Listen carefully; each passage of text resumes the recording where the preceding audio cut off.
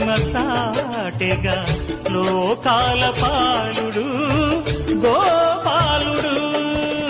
తీయని మత్తున ముంచిన మురళీలోలుడు, మాయని దూరము చేసిన గీతాచార్యుడు.